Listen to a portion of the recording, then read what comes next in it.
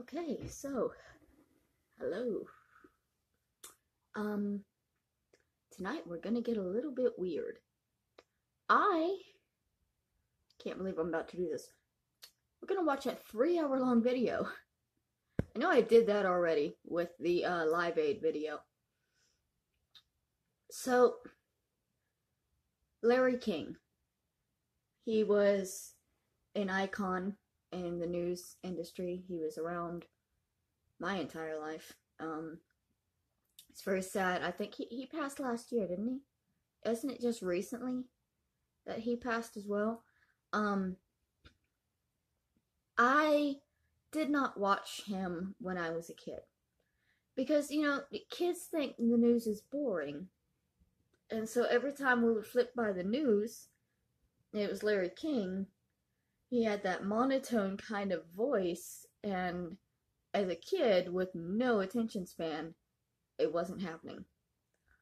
Now, later as an adult, I started finding clips and videos of him on mostly Craig Ferguson, and it changed my mind about the man himself, because I saw him outside of the news, outside of the kind of boring stuff, you know. Not that the news is boring, obviously, but it is what it is. So y'all watched the video earlier. I'm sorry it was so bouncy. This was the first time that I had ever done a video where I was just walking the streets. And so this is what you were riding in. See, it's a necklace. And I am going to, while we're watching the Larry King compilation, I'm going to try to make a better one. Because I made this a couple of years ago as a wearable wallet. And it's just about the exact size of my current phone. The problem is that it's like vertical, and so I think if I have it, if I'm going to make it to where the opening is on this end. And so I can just slide the phone in and out, and maybe like have a little hole so I can make the camera a secret so people aren't like staring at it. I don't know if people could tell I was recording or not. There was a dude on the subway that was kind of looking at me. Anyways, moving on. Let's see, we gotta close some stuff down so we're not lagging. Lagging. Sorry.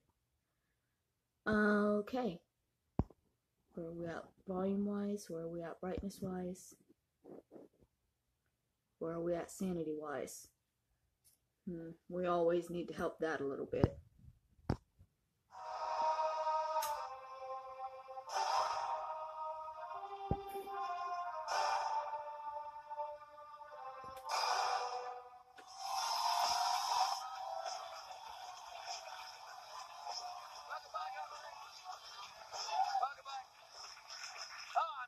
With excitement, you know why? Because I've been reading a book and it's just filled me with joy. Every time I open it, I just my next guest, or first guest, my first guest. Oh yes. Oh, there's been guests before, but that was on different nights. My first guest tonight is the Emmy Award-winning host of Larry King Live on CNN. I don't know if you've guessed who it is yet. He's written this memoir, Larry King, My Remarkable Journey. That's a clue. His book is... Pause for a second. Since this is a 3-hour video, I'm gonna have a monster and try to keep myself focused. I'm not good at long videos. In stores now. He's doing a book signing on June the 13th in Los Angeles at the Barnes & Noble in the Grove. Larry King, everybody, Larry King.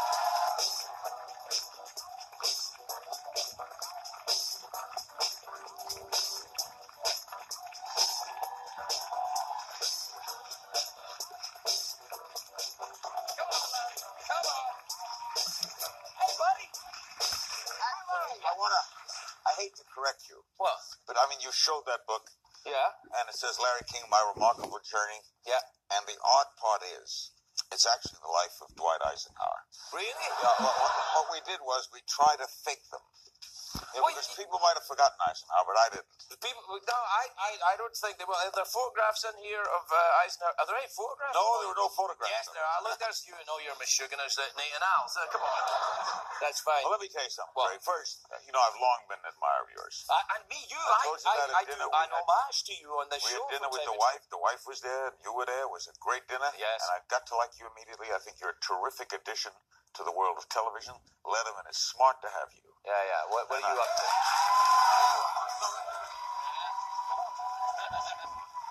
But I'll take care of the promo quick. Yeah. I'm 75 years old. I can't believe I'm so. You look fantastic. You must moisturize yourself. Anyway. Yeah.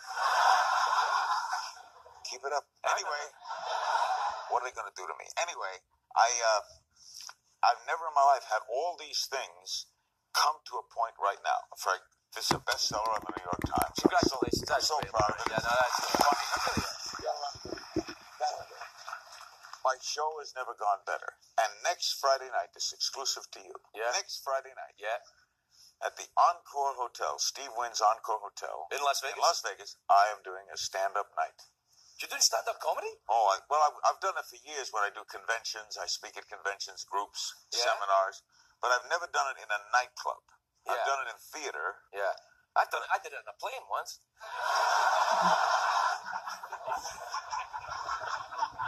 First class or rear? Anyway. I'll give you a clue. I'm European. Bathroom. Anyway. My wife's going to open, Sean. She's a terrific singer. She is a terrific singer. She's going to she's going to do the first half hour, and I'll come on for an hour, and we'll stick with the audience. And if anybody would like to come, they tell me it's EncoreLasVegas.com. And it's Friday night, June 19th. Right. And this book is out now, and everything else is a role of my life. Now what? Well, I don't know. I was going to ask you if you had anything going on. Apparently, you took care of that. What's the... Hey, you know who's always singing your praises when he's here? Rickles. Rickles loves you. I love Rickles. Well, we go back... I met him in 1959.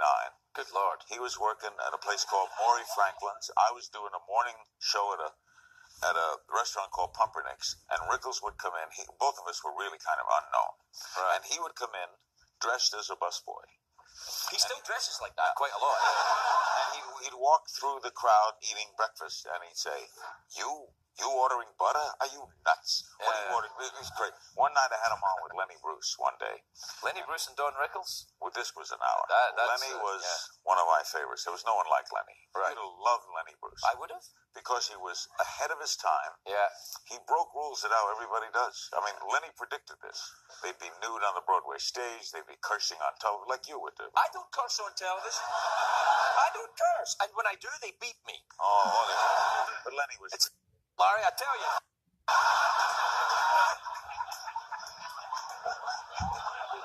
Anyway, Bruce and Rickles were on together. Yeah. And Bruce is wearing a prison uniform. Lenny Bruce in a prison uniform? Yeah, from Rayford. He said a friend of his sent it from the Rayford State Prison. Wow. And I said, why are you wearing this prison uniform? And he said, I like to go around wearing my prison uniform and ask cops directions. So, for example, I go to the corner and I say to the cop, how do I get to Collins Avenue 53rd? Now, the cop looks at me and he says, it's an escape con. I got a great arrest. Why would an escape con ask a cop for direction? Makes no sense. Wait a minute. How about a brilliant escape con who would ask a cop because the cop would think on a escape con would not ask a cop. Right. And Rickles looked at him and said, Lenny, get a job. I love Rickles. No, he is. He's terrific. He's been here a lot? Oh, yeah, Rickles has been here a lot. And when he's here, I keep saying to him, can we have Larry on the show? And Don always says to me, he says, you make fun of him too much. And you should. And I said, we only make fun of you for two reasons. One, I only make fun of people I love. Only. Michael Caine, Sean Connery. Right? And the other thing is, I heard a rumor that it's one of those things you hear. It's probably what did you hear? I heard you were a little bit farty, and I'm pretty funny. I thought it was funny. That's all. That's one of the worst lies I've ever heard. Wait, that's not a lie. I'm not that way. I don't do that. Well, you haven't. Wait a minute. Well, not that I've noticed. You haven't since you've been here. I did it once in Atlantic City. Hey, I did it once on a plane. In coach. You can't do it anywhere else but coach. That's really. right. Yeah. They don't allow it in first class. No, you can't do it in first class. So where are we going with this curveball? Well, what I said. Where are we going? Well, what I did. Well, we do this thing, and Rickle says, "No, you can't do this." Oh, well, we got the Larry King thing. I'll show you what we do. Okay, let's see it.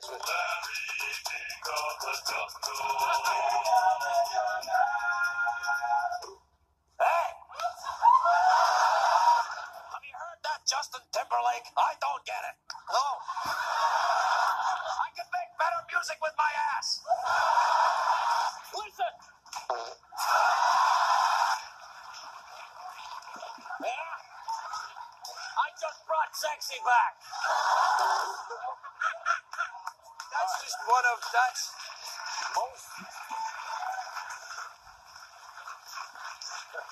Most of the times, I would answer by saying, I'm extremely complimented because imitation is the sincerest form of flattery. Absolutely.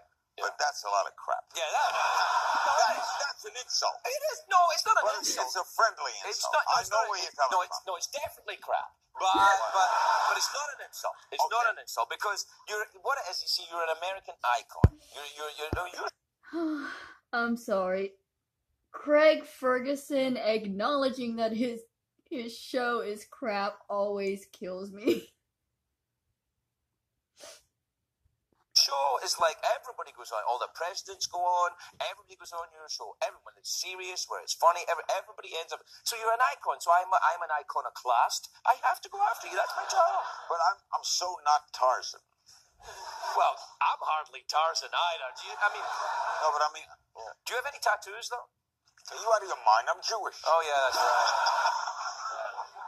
Yeah. I suppose so. Can you picture me swinging through the trees? I mean, I'm trying to figure out the parody. Well, what are you parodying? Well, it was King of the Jungle. You know, that was Oh, it. I see. Yeah. I get it now. Yeah. You know, you're right. Now as I think about it, I shouldn't do it. I No, won't do it. No, I don't want to do it again. No, it's terrible. No, do it. Burn that. I don't want to ever see that here again. I'm going to get it. We'll put it on tomorrow night. Now, do you still go? You very famously go the Nate and Al's restaurant. Every morning with my friends from childhood. Still do that? It's a ritual, 7 days a week, no matter what's going on in the world. I go to Nate and Al's. Because I'm there with friends we grew up together. Is the food good New there? friends. It's terrific. It's a Jewish deli. Right. Well, that's how could it be bad? Yeah. In fact, you go out of there, you eat enough, you go to Mount Sinai, and you wait for your number, and you get a heart attack. No, I'm only kidding. The food is really good. Yeah, no, but yes, when you can be with friends that you know from junior high school, Sid, Asher, new friends, Irwin, Michael. Yeah. Michael Irwin? No, Irwin, comma. Oh, so Michael Irwin isn't there. Because he's a good ball player, Michael Irwin. George Slaughter, great man. You know him? He produced Laugh In. Oh, yeah. Genius of comedy. Yeah. So we all gather every morning and we solve every problem known to man. We discuss baseball, we discuss soccer, we discuss You don't rules discuss soccer. Oh, really? we do. Soccer? Yeah, what we say is... It's a girls' game. No. Come on. I thought you would love soccer. No, I emigrated to get away from soccer. You know what I can't figure out about soccer? What?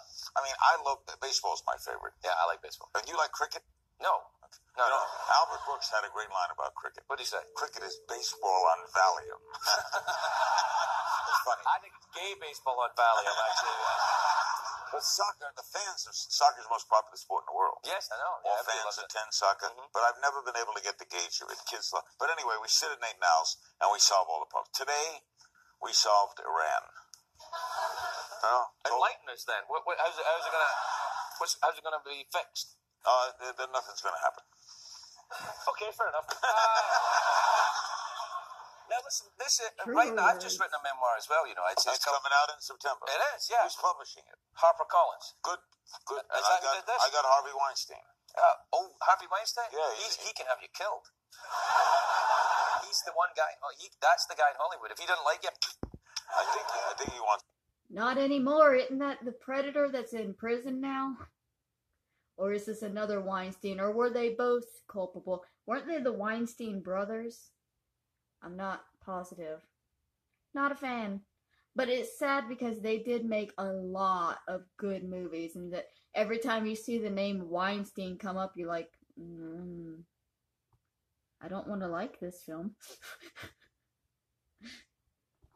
Book 2. All right, yeah, but just be careful who you do business with. I tell you what bothered me. Here's what's bothering you sometimes. You see the back of the... Can you get a go close that up? one over there. Okay. Get a close up of this? Yeah, look at All right, that's me kissing my little boy Chance, who is now 10. Wow. Okay? However... He's very small for 10. I usually take to the doctor or something. He should probably look a bit older than that. Now, what I'm saying is, what hurts me, I'll tell you what hurts me. Well, I wouldn't hurt you for Let me tell you, not you. Oh, okay. People said, what a great little grandchild. Oh, that's right. That hurts. Yeah, no, you shouldn't say that. But you do have, I mean, you got quite a lot of kids, Larry. I got 3 grown and 2 and one adopted. I got 1 adopted, 2 natural, 4 natural, 1 adopted, and a stepchild. And as Nichols would say, that one in Honolulu, I don't know. We gotta go. Larry King, everybody!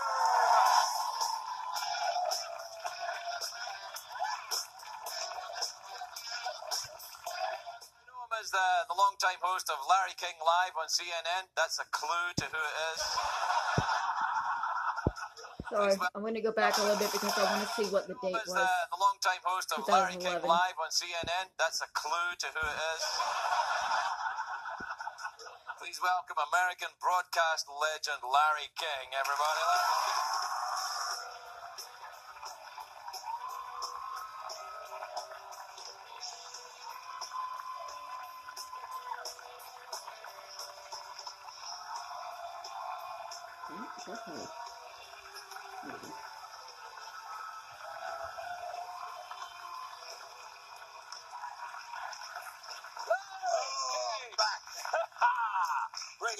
Great audience. Really? Okay, I guess. No, they're nice. They're a good audience. How are you, Larry? I haven't seen you since... Time. Well, yeah, it's been a while, I watch actually. you every night, though. This is really terrific. This show is sanctioned by the Mental Health Association. You are in another realm. You are different, man. There's something about you that you can last 25 years, too. That's the worst thing you ever said. You did 25 years in the Larry King. I've been in broadcasting 53 years. I started in 1957. Wow, were you in Regis? Regis is older than me. Regis started about the same time. He started in San Diego. And you were in Miami, right? Miami. Yeah, that's when you were doing stuff with all those guys and that thing, you know. I knew a few of those guys. Yeah. That's what I'm saying. I did a favor for one of them one night. Uh-oh. Oh, yeah, this is a true story. I did a benefit for a guy named Boom Boom Giorno. And you did a favor for a guy called Boom Boom? No, it was for the Boys Town of Italy. Okay. And at the end of the evening, I was the MC. Boom Boom was walking me to my car. And he says, you did a good job, kid. I says, thanks, Boom Boom. He said, listen, when I talk to the guys, we owe you a favor. I says, Boom Boom, I don't need any favors. He says, we don't like to owe favors. Oh. I said, you don't like to owe favors? No, we don't like to owe favors. What can we do for you? I said, well, what do you got in mind? He said, 5 words. You'll never hear those 5 words. This people will never hear those 5 words. He said, got anybody you don't like? Do you have a number for Boom Boom? Got anybody you don't Tell you like? the truth. The first thing you think of, if that's ever said to you by a member of the mafia, is names.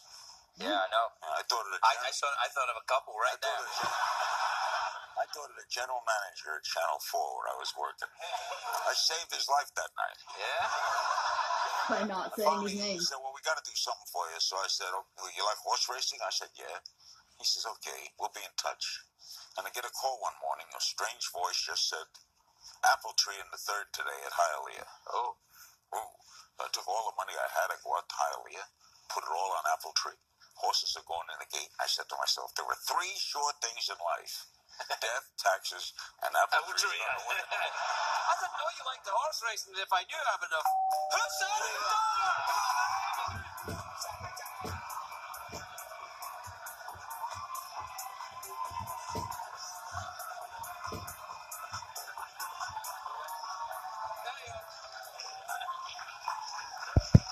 Sorry, I'm trying not to shake the bed too much because you can hear it.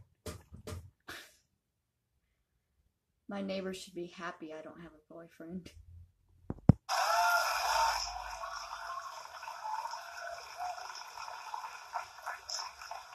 See that? That's sick. That's part of the illness. It's what I do here to try and break the monotony. When you pitch this show to the Suits, upstairs, I didn't do any of that. no one pitched. No, I never happened like that. What happened was Craig Kilborn was here and he was doing the show. It was a great show, good show, and then I came along and ruined it.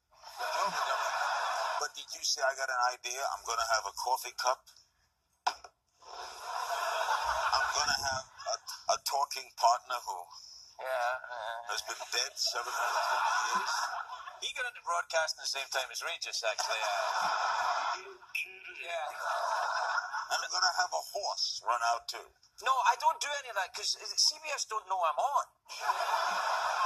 See, this whole thing is kind of a pirate operation. What happens is they think that they're running right now a boner pill commercial, right? Or some kind of... That's true. Yeah, they don't know I'm here. Network officials, They don't know. they don't know that Tim Conway was on my radio show once. Right. And he bet me that he and I could schedule a pilot at NBC without them knowing it. They've been taken right now, Larry, I tell you. We called up.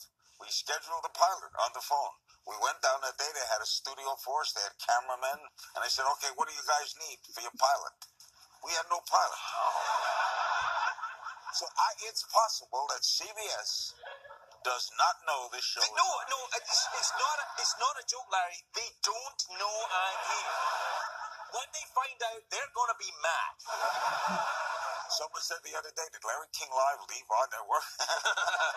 Did you, what are you doing now? I'm going to do 4 specials a year for CNN. I'm doing a lot of talks about, I can't retire. I mean, I'm going to do you're not going to things. retire. I want to spend more time with my little boys, have fun. And, So you do that for a couple of days, then what are you going to do? no, I want to be with the wife. I want to be with the boys. I like family life. I got nice life. I live in Beverly Hills. Oh, that's nice. Not bad. Do you know the Beverly Hills Housewives? Do you ever watch that show? There's some tasty dames there. I'll bet you watch. Oh, yes, I do, yeah. Because when you say this show is sick, we're not sick at all. This is just, just some dude trying to make a buck. But that show is sick. I've never seen it. Oh, it's imagine. Is it on CBS? I don't care. What is it on? Bravo, yeah, the gay network. It's on the, Who's in a gay guy? Yeah. Bravo to you for that belt. But no, imagine, because you're part of the community of Beverly Hills, aren't you? Yeah. Well, but you've probably seen those girls around. Well, there's a lot of housewives in Beverly Hills. Oh, come on. There are. There are a lot of nice people. There are nice people. Beverly Hills is a great place to live. There's certain things it doesn't have. Right. Movie theater. Poor people. What? Poor people. It doesn't have poor people. Doesn't have a 7-Eleven. Doesn't have a 7-Eleven. Well, you don't need one, do you? Right? Yeah, what would we do with a 7-Eleven? Turn it into a movie theater. No, but it's a wonderful place to live. Yeah, I'm sure. I go down there quite a lot. No one can drive there, though. Why? I don't know why. I guess it doesn't matter if they have a fender bender. Like, oh, I hit someone. Who cares? No, they hate. No, something weird about Southern California is rain. Rain? Can't take rain. No one can drive here in the rain. The news begins with storm. Yeah, I know. It's like, what, you mean it's raining? Yeah. Storm. Storms coming in from the Pacific. It sounds much more dramatic. Then you go outside and it's like... That's gay rain, by the way. Maybe I'll do that. Maybe I'll be a weatherman. No, Larry. Oh, that no, must be man. fun. Come on, man. Just stand with a stick. No, you have to change your name to something weathery, like Stormy King or something like that. Stormy King. Yeah, Foggy King. How'd you like to be the weatherman in Hawaii? Sunny. Back to you, host. You got yourself going there, didn't you? Hey, we have to take a break. Will you hang around? We'll be right back. I'll be back. All right, we'll be right back with Larry King.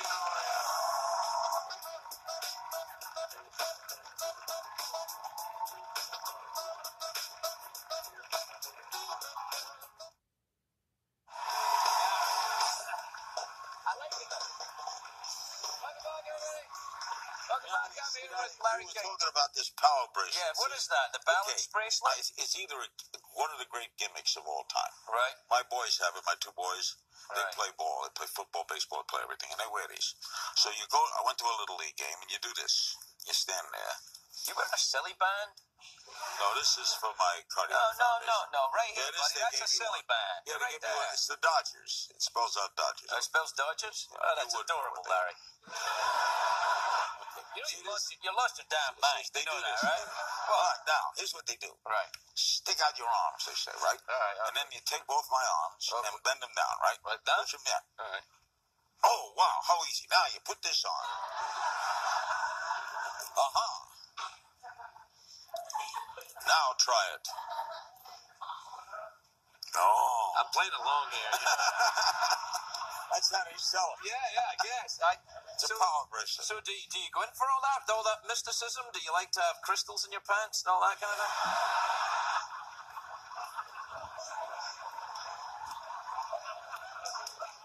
I'm Jewish.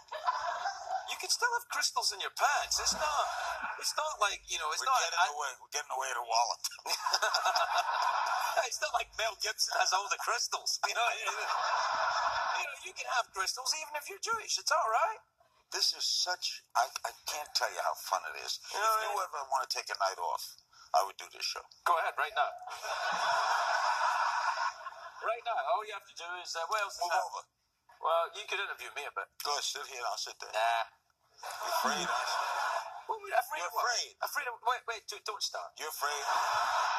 You're afraid that one of the suits will tune in magically to see about the Pepto-Bismol commercial. Come on, then. Come on. Come on, then. That's it. There you go.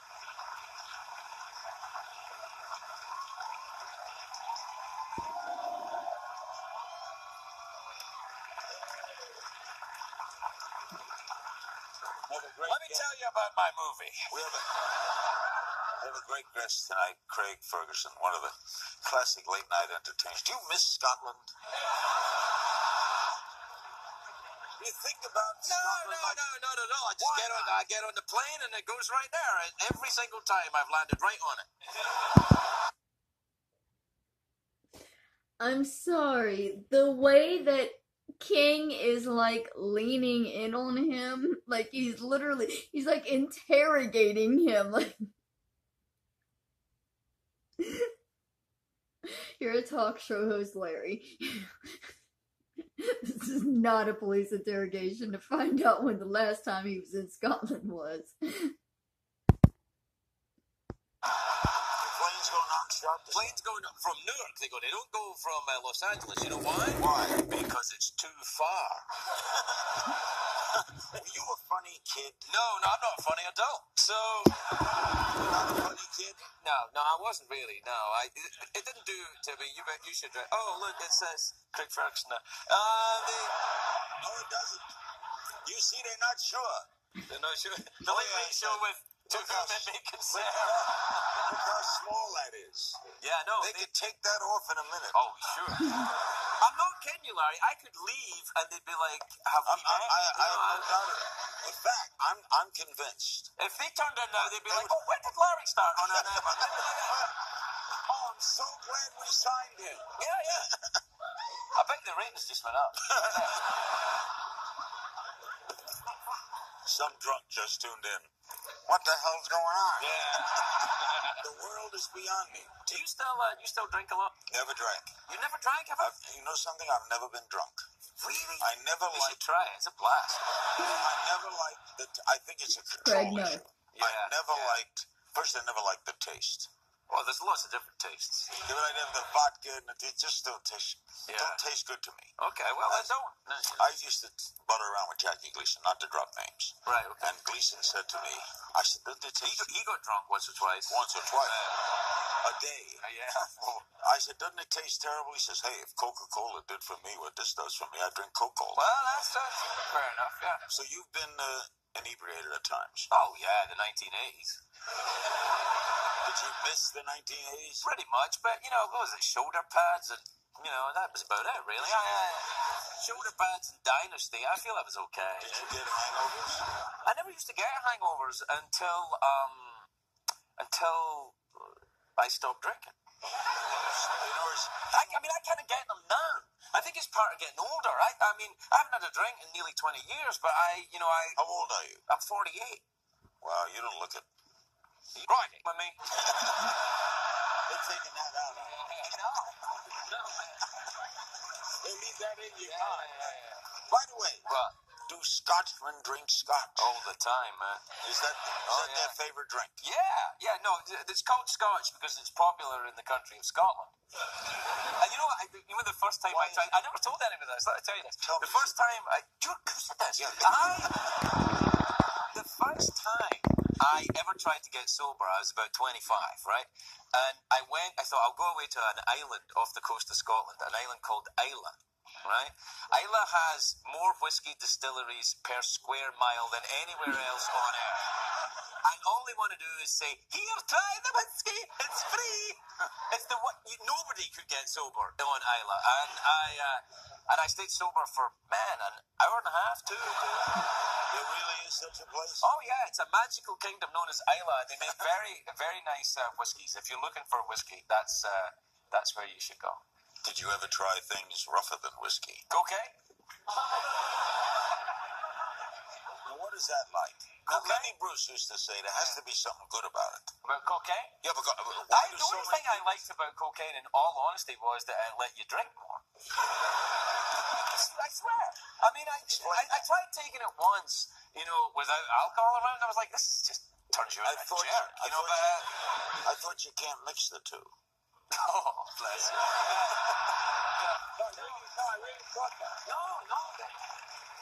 You were a good guest. You're the host and you should do it. Yeah. This could be my ticket out of this stuff. But, no, the reason why I took it was because I didn't black out when I was drinking and doing coke. But coke's illegal, so I would never do it. Did you ever try anything else with the two of them? What, you mean heroin? You couldn't do coke, heroin, and liquor. Bless you.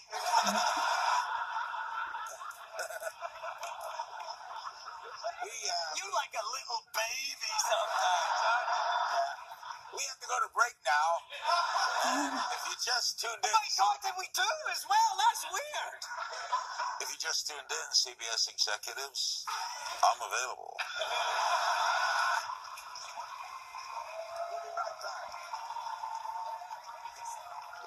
You just tuned in. Larry King has usurped the throne for the night. Craig's fine with it.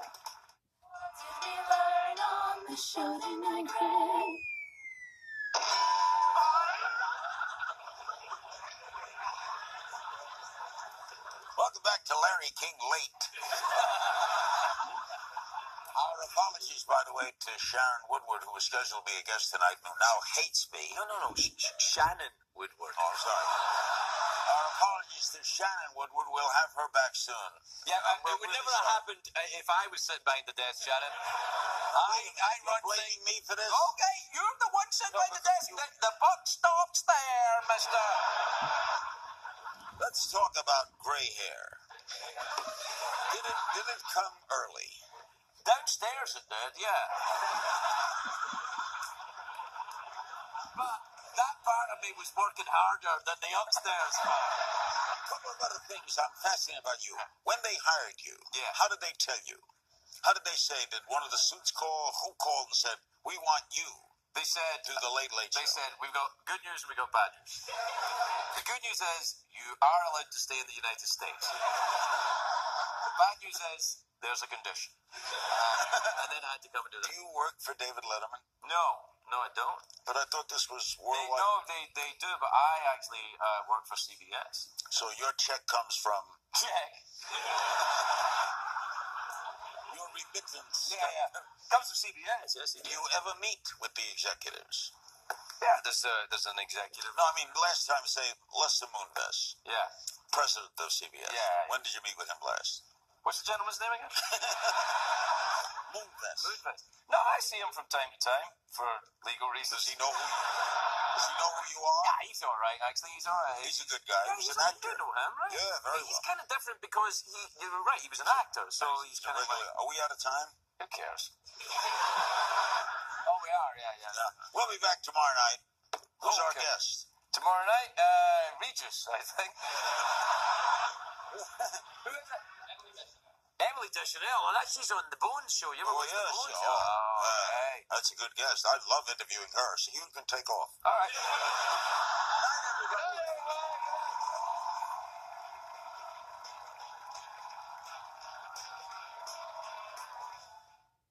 Legendary talk show host. He kicks off his comedy tour. Larry King standing up at the Borgata in Atlantic City on May the 14th. The Wilbur Theatre in Boston, May the 15th. Please welcome the legend that is Larry King, everyone.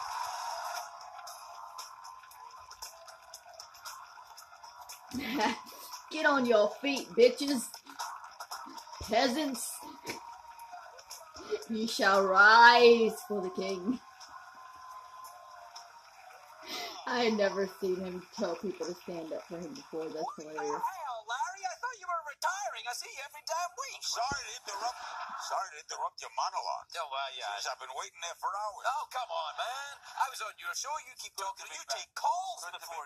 It's good to be back. Oh, thanks, man. This is a fun show to do. Oh, yeah. You're a great host. Groggy with me, aren't you? Alright, so I'm gonna turn my face off for a little bit because I need to fix myself a snack. So I'm gonna take y'all with me and we're gonna keep watching while I pop something in the oven. I don't know what yet. And if they leave that in, water drink. Hey, what's that, by the way? Are you, This is for my cardiac fund. We have the Larry King cardiac fund. I had a heart attack. You had a heart attack? 22 years ago. And I had bypass surgery.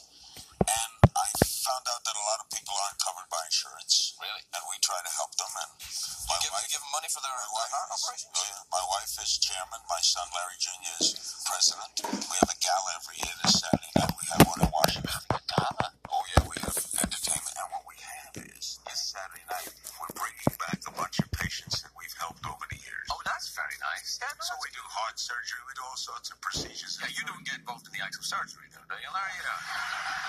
You don't get in there and, let me just have a go. No, you don't get... Or just Or do you? Yeah? But you're all right now, right? Yeah, I'm fine. Yeah, what's this? Wait, why are you... I thought you were retiring. You're not retiring at all. It was a semi-retirement. Yeah. Or was I retired, but I couldn't retire? You can't retire. What are we going to do? Well, you got your bagel store and all. You've been tweeting about it all the time. Got my bagel store, opened up my bagel store, come and get bagels, everybody. I'm like, First get of all, off, Larry. Just stop. Oh, man. Well, hold on. Did you bring me any bagels? No, we didn't bring them tonight. They're the best. Don't stop. They're the best bagels you ever ate. You know why? Why? They're New York bagels right here in L.A. Well, how can you do that? This company is able to make the water. Make water? They make water. Now you really are. Rocky. They make water the same as New York, which is the best tap water in the world. So they say in New York. No. All right. You ever tasted better pizza in New York? No. Better bagel? No. No. I tell you, the first time I ever lived in America, New York City, and the pizza, the bagels, the smell of What's this cheese, for? I love it all. It's the story of the water, and we're able to make the water, and I'm their spokesperson. Oh. And in return for that, I have a little bit of the company and a major part of the franchise on South Beverly Drive here. We've been packed every day. You get free bagels? Love the bagel. Well, I like to pay. Are we still talking about bagels? I'm a strange Jewish person. I like to pay. I like my bagels. Yeah. I'm a bagel person. Do you like bagels? I love bagels. If you don't like bagels, There's something get out of here, I say. Something about it. I like them. I like bagels that are so fat they're hole closed. You know what I mean? When they're Now, what are you talking about? I'm just saying. I like the bagels. You know when a bagel's so fat you can't even get your finger down through the middle? That's when you got a bagel. I want to tell you something.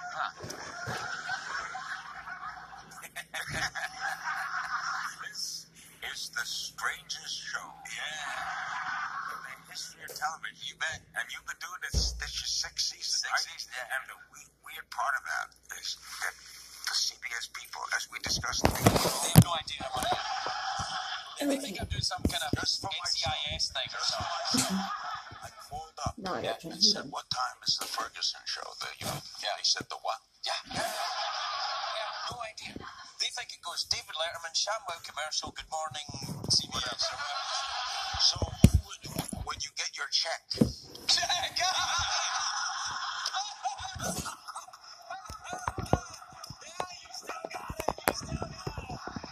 Hey, now listen, let's talk about it. You know what? The job I wanted was your show, the one at CNN, but they give it to an English guy. Story of my life. They give this guy coming on from the Great guy. I never met him. Alright, now. Don't let me forget in 20 minutes that there's food in the oven. Because I will. I never met him. The smoke detector will let me know. I like him. He's very nice. Beep, beep. Dinner's done. What do you think? I don't like him? I think you're being politically, careful. I think what you're doing. What do you want me to not like him? First of all, I like to see people do well. You are lying. You can't be in show business. Why would you be mad? I'm not mad. I think it would be a great job. Here's something I've never understood. What? Movie people. Yeah. They don't like other movies to do well. No, they don't. Columbia got a movie open. They don't want the Sony movie to do well. That's right. But they place trailers in the movie theater while that movie's showing the Columbia movie. Yeah. In the hopes that the people going to see it will come and see their movie next week. That's right. Why wouldn't they want that movie to be jammed? Because you got to remember, Larry, that show business is run by morons. And many of these people do not have degrees. No, I don't. No, and neither do I. And most of the people involved in the running of this giant ship of fools don't either. The smart people are doing the heart surgery. The idiots are doing this business. It's crazy that we would be more famous. I tell you the truth. When I had my heart surgery, 3 days later, I'm in the recovery room, and a guy walks in. He says, "I am a brain surgeon. You're going to interview a brain surgeon." It's Sanjay's coming in. Yeah. This guy comes in. He says to me, "I operate on the brain. Your heart surgeon, Dr. Wayne Isom, he was in the cover of Time magazine. Wow. These guys did a lot of famous people. Wow. Everybody knows him. And you know what he is? Wow. He's a plumber. That's all heart surgeons are. They take a while, they move this, they move that. But I am a brain surgeon," he said. "I make one mistake, 1 inch, I could lose your whole memory. That's how delicate I am, and nobody knows me." Is he really a brain surgeon or just a guy who walked in from a ward somewhere? I said to him, because the song isn't "I left my brain in San That's nice. So the heart is kind of a romantic thing. Yeah, it is. Yeah, And I'm going to do a comedy tour. Yeah, I was just going to ask you about that. I thought, you were? Towards the end, I better let you do your plug. Yeah. Do I do it? Am I only one segment? Yeah. Well, we only do one segment. We just do a long segment here. Because last time I was 2 segments, so I'm a little hurt. Well, I don't know. I mean, we got a brain surgeon coming up, man.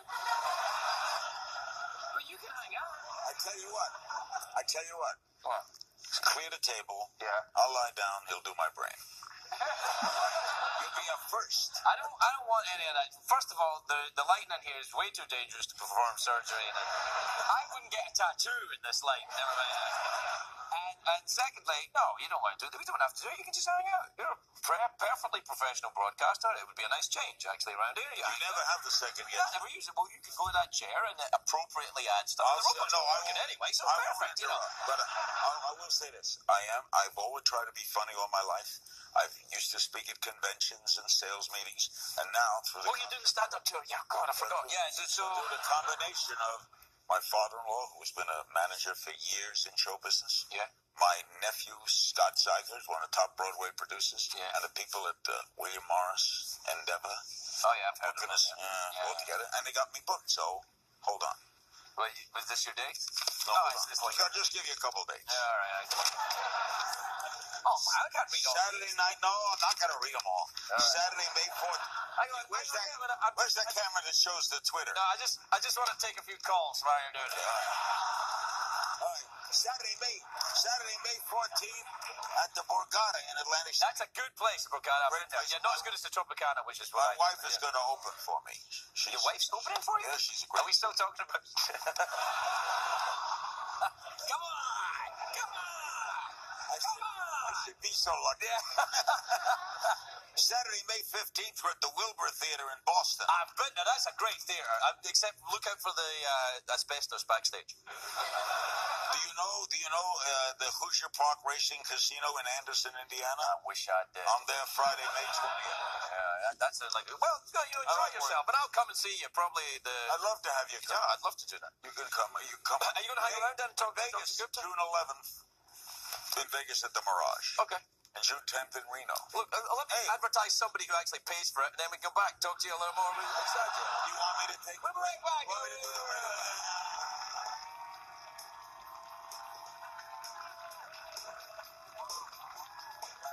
Oh, they were having Dr. Sanjay Gupta on. I like Dr. Gupta. Oh, I do have to laugh though because Larry said he was a little hurt because he got a double long segment the last time he was there. We just watched the last time he was there. He usurped the table and had to apologize to the guest that was supposed to come out at that point. Larry King don't give a fuck. And I love it.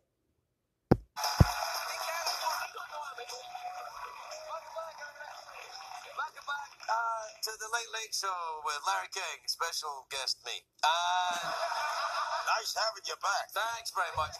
What's happened is that, as luck would have it, on the very night the robot broke down, a legend of broadcasting happened to be here. Could you stand over where the robot is? Oh, is this where he's going to be Jeff's voice? This is so funny. You got a great guest. Yeah, I know. I've got it. This is so funny. Well, let me introduce the guest. Don't go ahead. Don't. Oh. He hurts me when you're not here. My next guest is CNN's chief medical correspondent. His show, Sanjay Gupta, MD, airs Saturday and Sunday mornings on CNN. Please welcome very talented Dr. Sanjay Gupta. But I guess we're going to talk to Dr. Gupta because Larry King is going to hang out, and it's still he's probably going to take over. It's Larry King. He's going to wind up being the host again.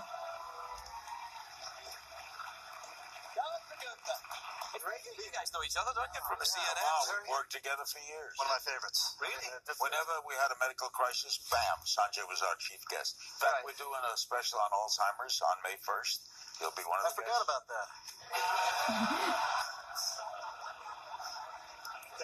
All right. Sorry. No, man. No, I know you. Never do that to him. Don't do that to me. Now, listen, are you a brain surgeon or a heart surgeon? I'm a brain surgeon. Brain surgeon, Why'd you put the snake closer to me when you asked that? Well, yeah. Are you a brain surgeon or a heart surgeon? So, now, is that true? Do brain surgeons think of, is Larry right, the brain surgeons think of heart surgeons as plumbers and, Well, I mean, there's good sort of camaraderie and back and forth in the hospitals for sure. Yeah, I mean, people think of the brain as sort of the seat of the soul. Right. The heart, is basically just a big pump. Well, that's what you think. Yeah. Larry thinks that the heart is a romantic organ. I think they're both large, muscle tissue masses, and they have no romantic connection or soul connection at all. Really? I think your soul is somewhere else, probably in your pants or something. Maybe not in your pants, but the robot's not working. You could transplant the heart, you can't transplant the brain. Well, not yet, but that will come. It could happen, yeah. Do you think that would happen one day? I think it'd be very hard, very hard. So it's it's very intricate, and there's lots of connections. connections. Transplant a heart either, though. It's not that hard. Really? Just got a couple of big blood blood vessels, you sew them in. So people say it's easier to transplant a heart than actually doing heart bypass surgery. Really? Yeah, because you're sewing in big blood vessels when you do a heart transplant. Right. Yeah. This is a different game, Yeah. no, really, to me. I tell jokes to that guy. Yeah. So listen, I follow you on the Twitter. You're big on the Twitter, and Craigie Ferg. and I've been watching you. You're in Japan. Yep. Right now, how are things over there? You know, it's a disaster. Oh, I know that. Absolutely. I mean, I come back from these places, and I just, not to sound trite, but I mean, how good do we have it, right? I mean, Of course. people living on the northeast coast there, they were completely slammed by the tsunami, obviously. Were you up near the reactor there? Yeah, we were as, before the whole concern about the reactor said, we were about 30 kilometers away. Right. And the concern started, and they started moving people further and further away. But yeah, I mean, the nuclear fears continue now, so many weeks later. This is a country, and people sort of know this, but this is a country that has a very antagonistic relationship with radiation. I mean, people live through the bombs over there, and the country is older. So to build that nuclear facility was a big deal in Japan. People did not want it. And now this is just, in many ways going to confirm those awful fears. Now, I have not really got an idea of the size or scale of this problem. Is it similar to Chernobyl? Is it that bad? Well, it's interesting because they have a scale of 1 to 7. Chernobyl was a 7.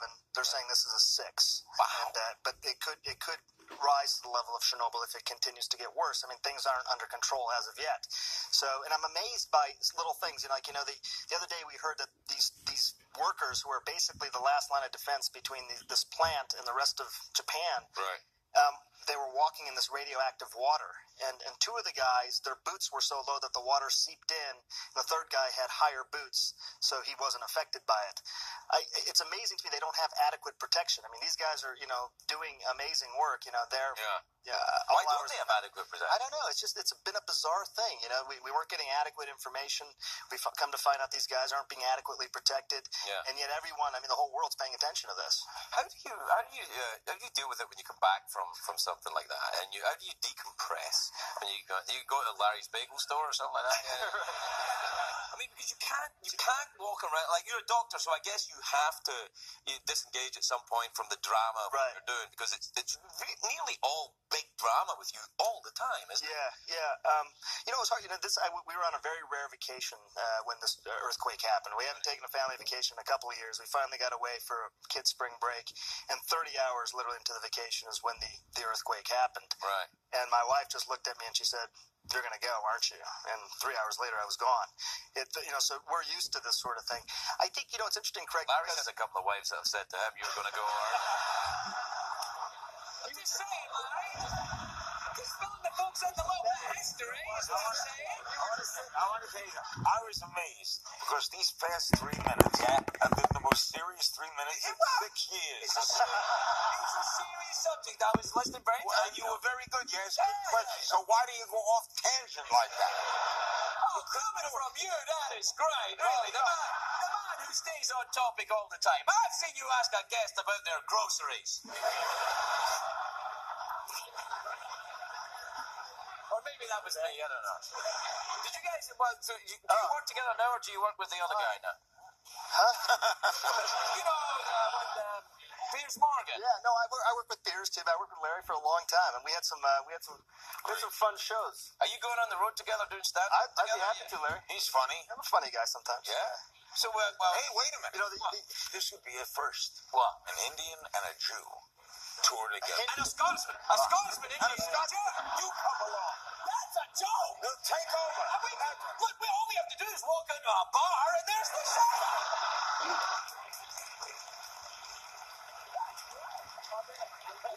They walked into the bar and had a wonderful time. Call the trio. Well, let's get a name for the trio. King's Things. King's Things.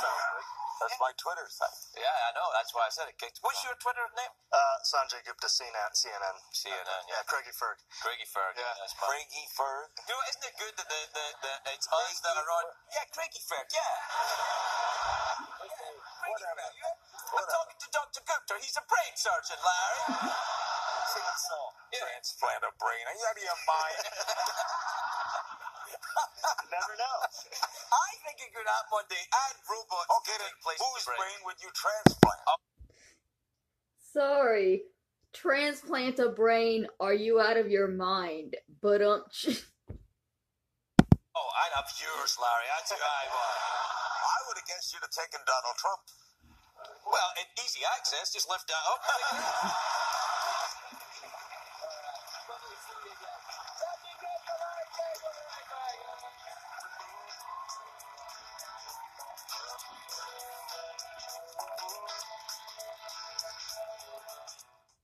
Follow to out my food been in. Let me see.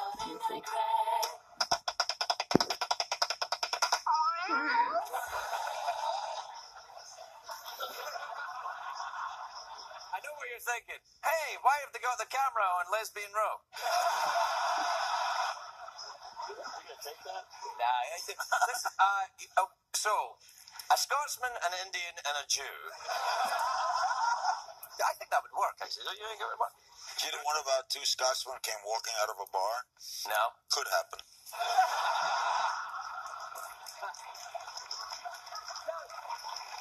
Here's the thing. Should I be offended by that? People get very offended. All right. No. You got a brain surgeon. Brain surgery. Yeah. Should I, doctor, be offended? Yeah. Absolutely not. Do you get offended by Indian jokes? Yes.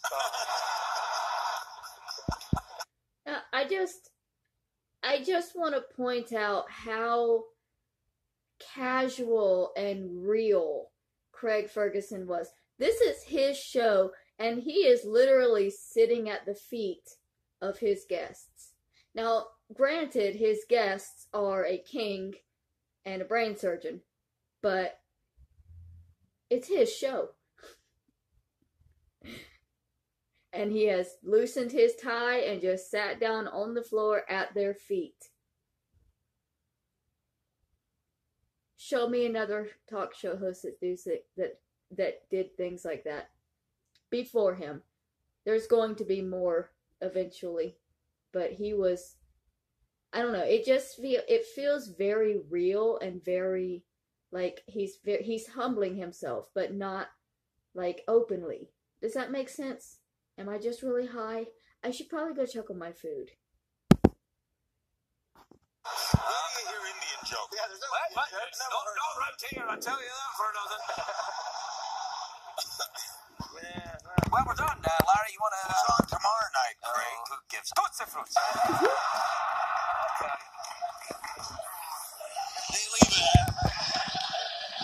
Oh, it's a good... Oh, actually, wow. That's a movie. It's Matthew Mcconaughey tomorrow night. Oh,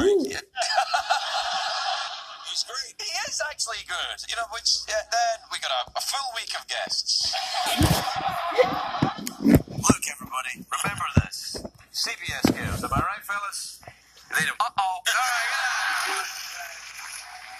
My first guest tonight is a legendary talk show host. He's got a new book out. It's called Truth Be Told and stores now, and his special Harry Potter, the Final Chapter. I didn't know he was in Harry Potter. Oh, he's interviewing the Harry Potters. All right, he interviews the Harry Potters, and it airs July the 10th on CNN. Please welcome my friend. He is Mashbuka around here, Larry King, everybody. Larry.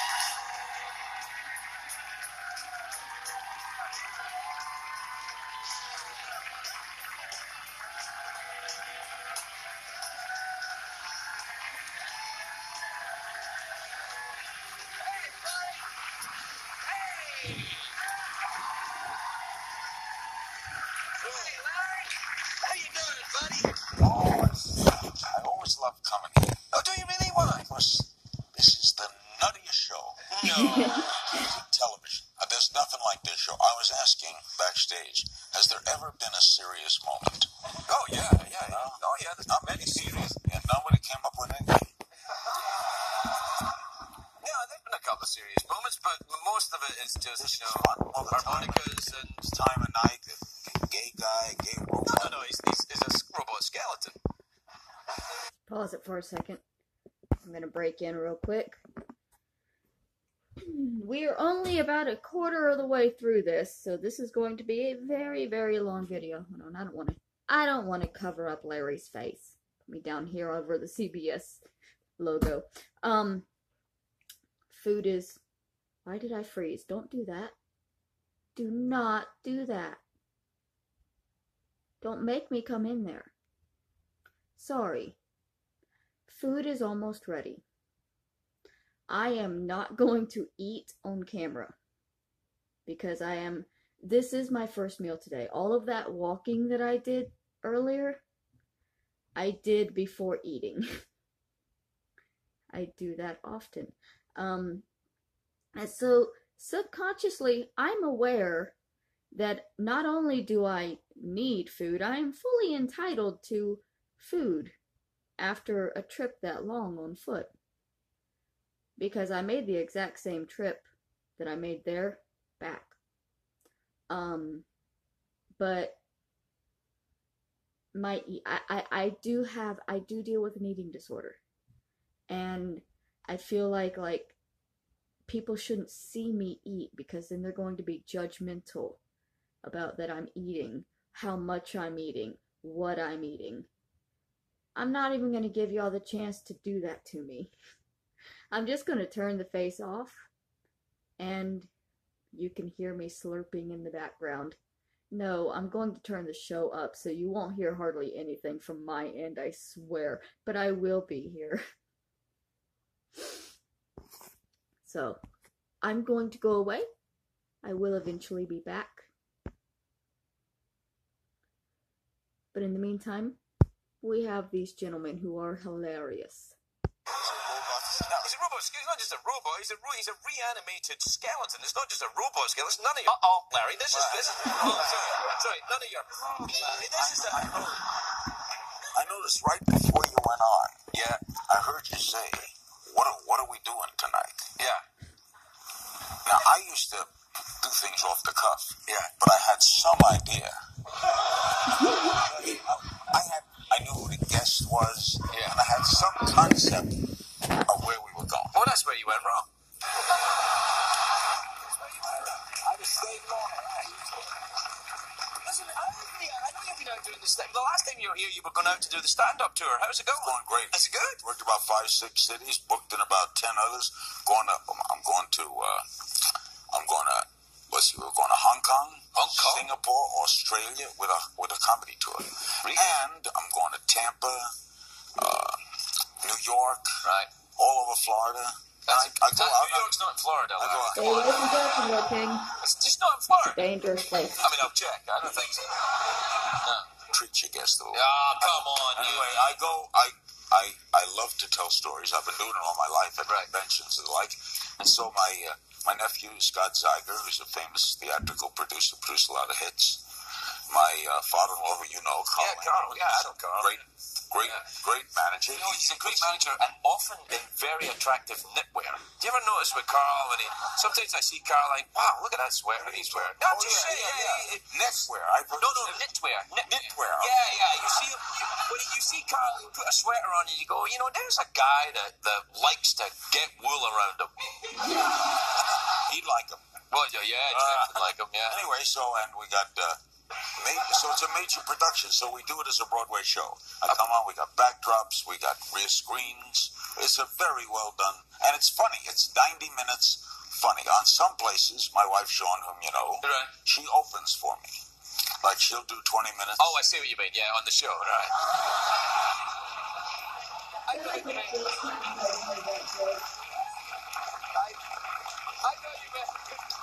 thought you meant if you were particularly good on stage that night. Now you're really talking about the past. So listen, tell me about the book. First tell me about the Harry Potter. I'll get to the book in a minute. Never mind the book. I got a lot of things. No, the Harry Potters. What's going on? You're in the Harry Potter movie? We do 4 specials a year. Right. First one we did was on Alzheimer's disease. Right. This one on July 10th we got access to all the filming of the last Harry Potter. We got access to the major stars. And so on July 10th, we are going to show you an hour special on the making of what will be the final Harry Potter. Oh, right. The picture opens on July 15th. I know, because I have a picture opening that day as well. Yeah. You have a movie? Yeah, Winnie the Pooh. Are you in Winnie the Pooh? I'm in Winnie the Pooh. I play Owl, yeah. You're a voice. I'm going to pause it to say how adorable it is that they actually thought Harry Potter was ever going to end. Even with J.K. Rowling being completely insane by this point, they're making another movie. Aren't they? Isn't Cursed Child a movie? I don't know anymore. Now I may sound stupid. Yeah, first. Yeah, me, yeah. Our opening Yeah. against Harry Potter. That's right. You're going down, bespectacled wizard. Okay, what's the betting on who does better financially? I think it's got to be Winnie the Pooh, man. I mean, yeah, no, you like Harry Potter. It's okay, but it's kind of run its course, you know. Whereas Winnie the Pooh, that's been going about 100 years too. So yeah. No, I saw the last film of Harry. Yeah, you haven't seen Winnie the Pooh, though, man. It's awesome. They get caught down a hole and they have to get out. Who do you play? I play Owl. I play the wise old owl. Yeah, you know. Yeah, that's fun. I was in Shrek and Billy Crystal's B movie. The best things to do are voiceovers. Weren't you in Ghostbusters? You were in Ghostbusters. First Ghostbusters. Yeah, that was the right. first thing shot. You were the first thing. So, Yeah. what did you say? These Ghostbusters are taking over the city or something? Yeah, and they had me with a vat because I smoked then. They had a vat of cigarettes. Yeah. And I answered all the calls. You used to want to hear a funny Ghostbusters story? Yeah, okay. Okay, I arrive in New York. I've never done a movie. I wasn't on television. I was on local television. Right. And they hired me to do the first scene of the ghosts are on. So I land in New York and they said a limo will pick you up. And there's a limo there, except the guy is wearing like a peacoat jacket and jeans and boots. And he don't look like a limo driver. Oh. So we're driving a big flash limo, and I say to him, "You're a limo driver?" Yeah, I do that sometime. I said, "Well, he said, with the Teamsters." I said, "And you have the contract?" "We have the contract for this movie. Everything that moves in this movie, we move. We're the Teamsters." So I said to him, "Well, supposing I were doing a movie in New York, and I didn't use you," and he turned around and went, No, you wouldn't be doing a movie in New York. That's right. They ran things. Yeah, did you ever meet Jimmy Hoffa?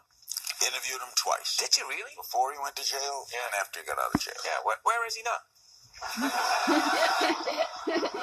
It's a fair question. Tell us, Larry. He'd be a great guest. Yeah, this is the kind of show you go on if you're Jimmy Hoffa. Stay under the radar a little bit. Jimmy had amazing memory. Jimmy could go around this audience. I'm not kidding. Yeah. Get the name of everybody. Be here an hour and remember the name of everybody.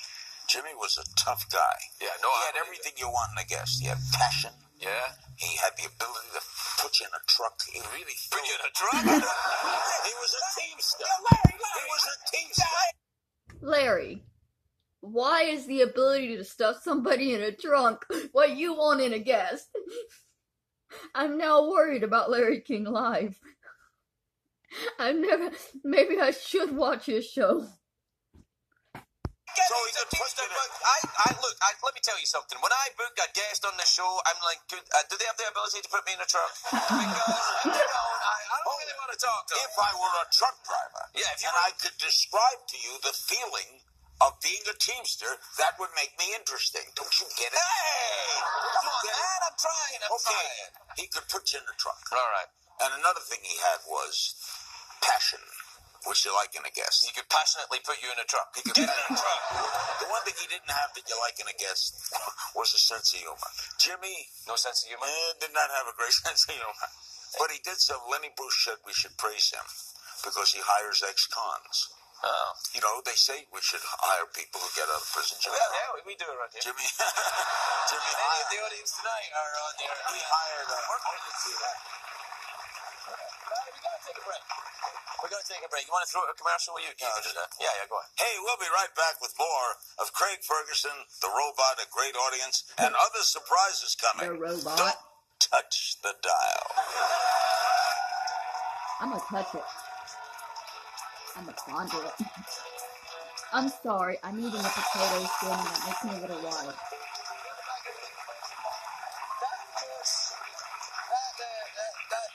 Prince William of Britain you were talking to there. He recently got married. He got that part when he got that part when he was 11. Yeah. Now he's going to be 22. Yeah. But he did Equus. Yeah, no, that's the naked horse. Yeah, play. and then I saw... That is, he's a naked horse. Know. Yeah. Your eyes kind of floated. Oh, naked horse. He also is on Broadway doing How to Succeed in Business. Yeah. It's fantastic. Is he good? Yeah. Sings, he dances, Yeah, well, jumps don't around. applaud that. I haven't seen it. I don't know if you're telling the truth. Tell him he has a great American accent. Does he Then really? you go backstage. Oh, blimey. You know, That's good, Larry. Do that again. Do it again. Come on. oh, blimey. Wow, that's awesome. Oh, I got to show you something. What? You take one of these. Just one. Yeah, Just put it in your mouth for a minute. Not all three. Okay, put all three. Hold it in your mouth for about a minute. Then you got to swallow them all.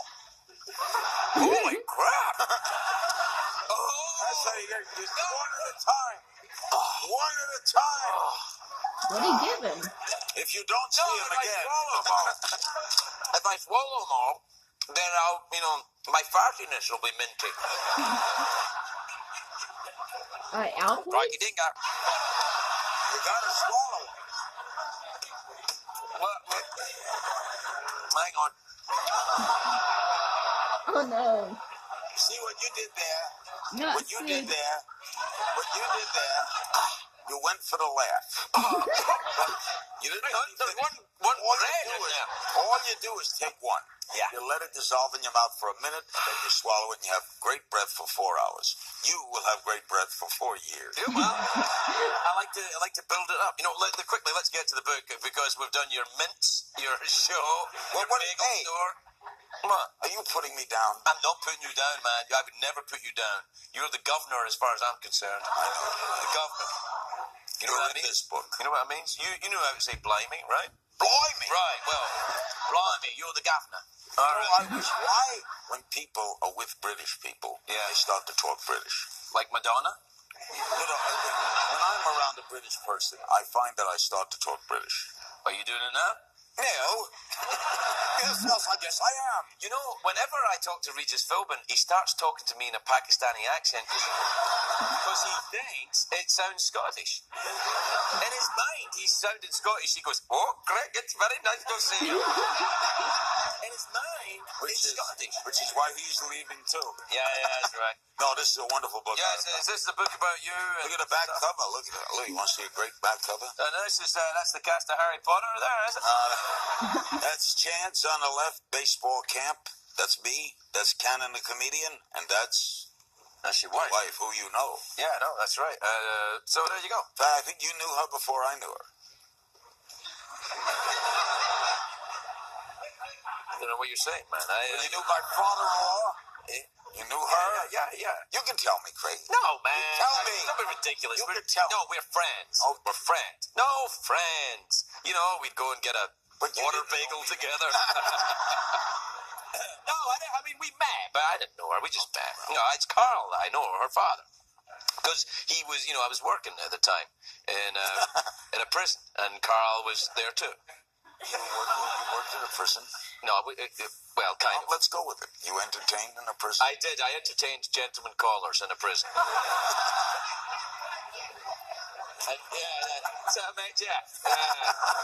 All right, listen, we're out of time. Thanks for the breath mints, Larry. Larry King, everybody.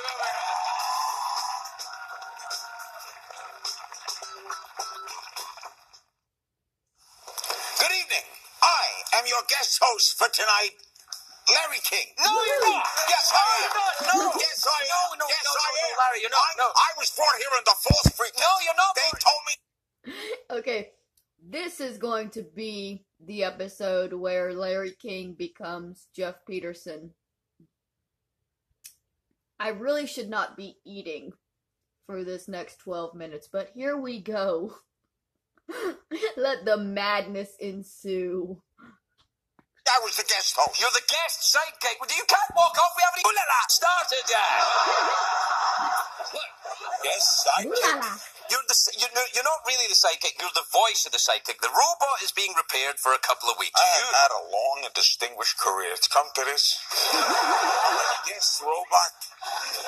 You should have gone to college. So, here's the thing. Okay. All right. What happens is the robot is over there, right? See the robot over there? I've been here. Right. Okay. I've been here when I was a guest. Yes, those were the good times. Yeah. Now, Sorry, got a little loud. what you do is you're the I'm You're voicing the robot, but you have to think like the robot. Get inside the robot. Be a robot. Be a robot. Like, you know the Vulcan mind meld? Like, Jewish robot. A Jewish robot, if you want, Larry. All right, Jewish, I'm a robot. Okay. Right, so that's all you have to do tonight. You will be... Just sit there. No, you'll be inside the robot. Your body will be in stasis. Wait a minute. You're putting me in him. Well, maybe you can do it yourself, Larry. I'm being made of foil of. No, Yes, Larry, I'm being made of foil. No, you're I came here. No, they you're told me I was this is going to happen. You're going to lie. Now I'm a robot. No, you're going to lie in a pod off stage, and your mind will be taken into the robot's body, and you will operate the body using your mind while your body is lying inert. I got it. You are sick. Okay, I'll do it. I'm doing it for you. Thanks, Larry. I would not do this for the guy before you.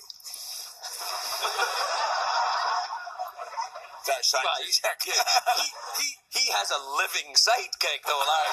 It'd be very difficult to fit you inside the body of Paul Schaefer. Thank God.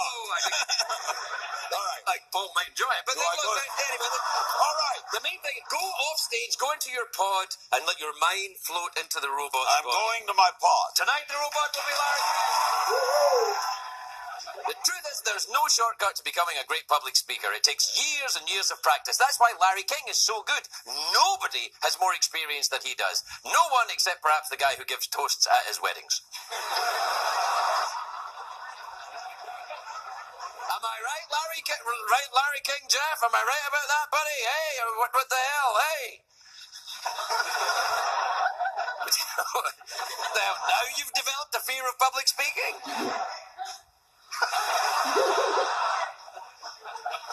Don't even want to do the, did I piss you off with the wedding thing?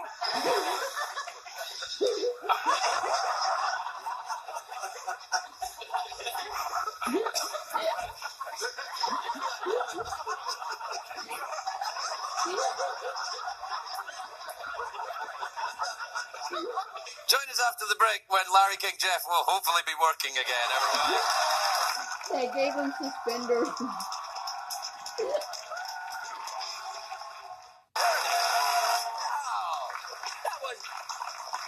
That was not dirty unless fireflies mean something dirty. Do you think fireflies mean something dirty, Larry King Jeff? Yeah, this is so new to me to be a robot.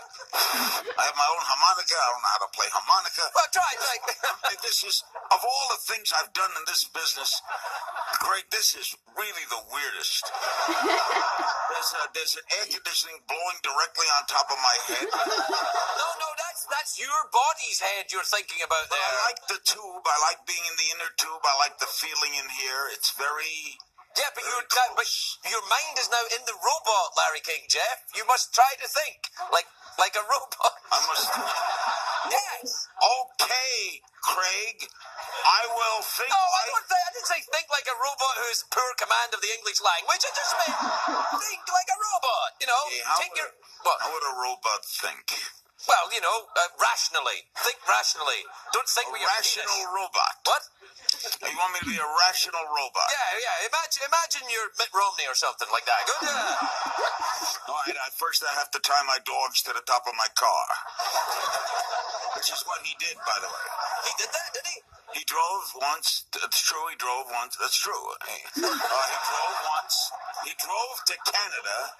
The car was full of people, and he tied the dogs to the top of the car. Well, that's outrageous. And how did the dogs get into Canada? Don't you need a passport for that or something? I think he got them in. He must have gotten them in. I don't know how they got back. That's the truth. You're laughing. It's a true story. I don't know if they got back. Did they ever get back, the dogs? Maybe they blew off the top of the car. What kind of dogs were they?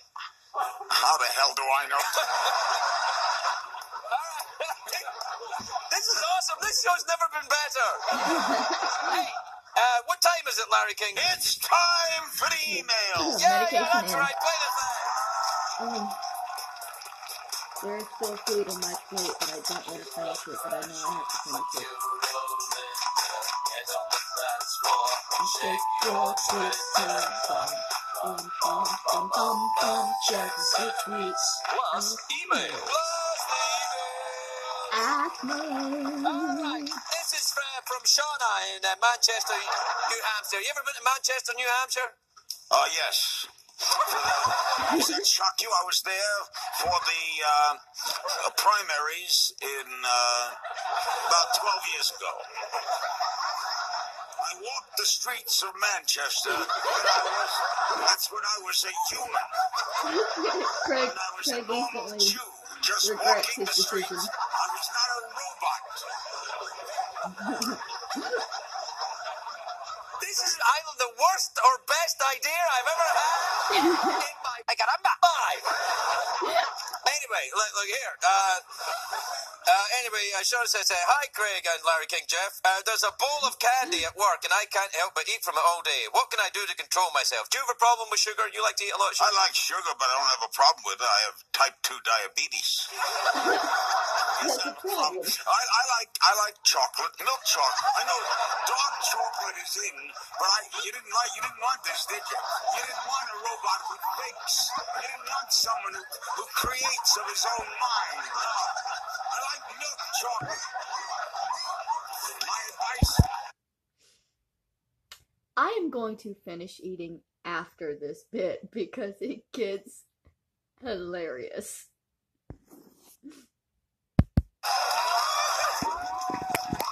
And I will choke. My advice to the lady. Shut up! I'll give you my advice. Shut up! This is... I can't... How do you expect me to keep to time? But the robot won't stop talking! This is from Tim in Charlottesville, Virginia. Ever been... No, don't even ask! I'm not asking! Dear Craig and Larry King, Jeff, I've been told that my voicemail message sounds like a robot. Is it possible to not sound like a robot when you're recording a message? Oh, well, you've come to the right place. Hey, do you sound like a robot on your answering machine, Larry? I'm Jeff. I don't answer my answering machine. There's a voice that says you've reached this number. Leave a message. I don't.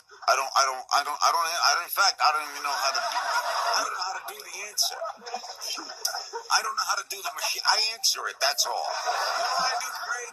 I got something on news for you. I got news for all people who text.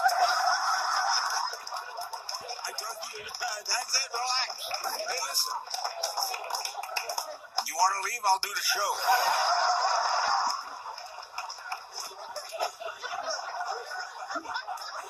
We'll be right back. Did he even get to the email? Yeah, he did okay. It was about answering machines.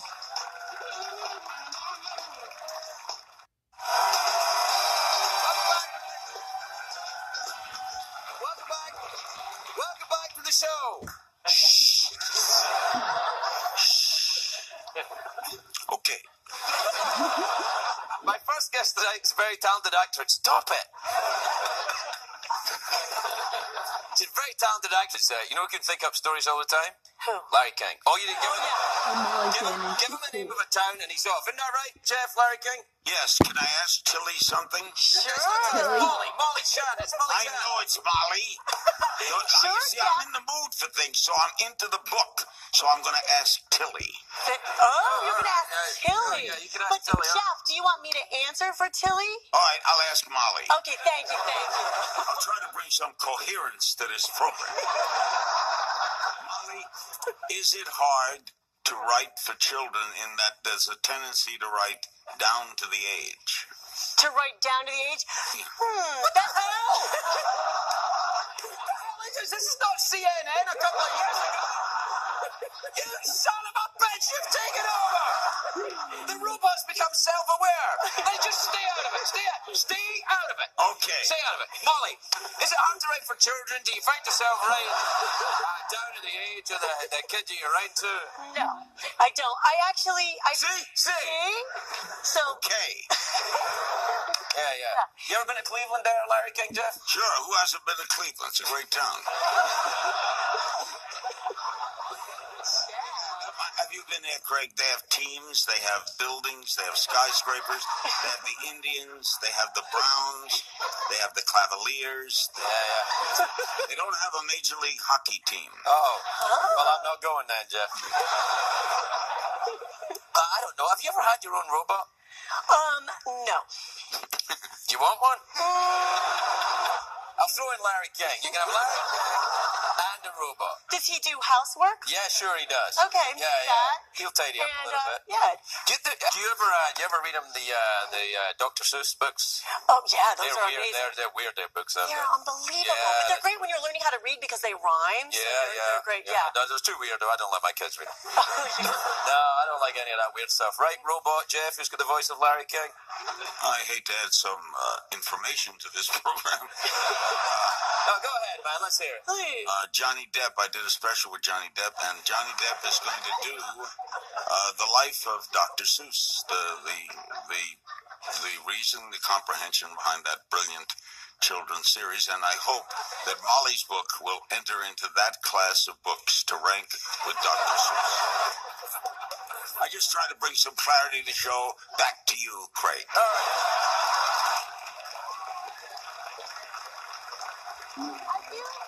I feel like I'm in a crazy dream. No. He's just gonna imagine like he's weird Larry King, and I'm even weirder Anderson Cooper. That's what's happening. Oh, you like that, didn't you? Yeah. That's good luck. Do you want a subtext in this awkward pose? Okay. Okay, I'm trying to sneak a look at your boobies. Will you stop breathing now? Breathing is called normal, you know. Yeah, not for a robot. Robots don't breathe, so knock it off. So I'm going to do this show and die at the same time. Hey, I do it every night during the monologue. You can do it. All right. We're doing the awkward pose, right? Molly, take us out. Thank you, All right. Jeff.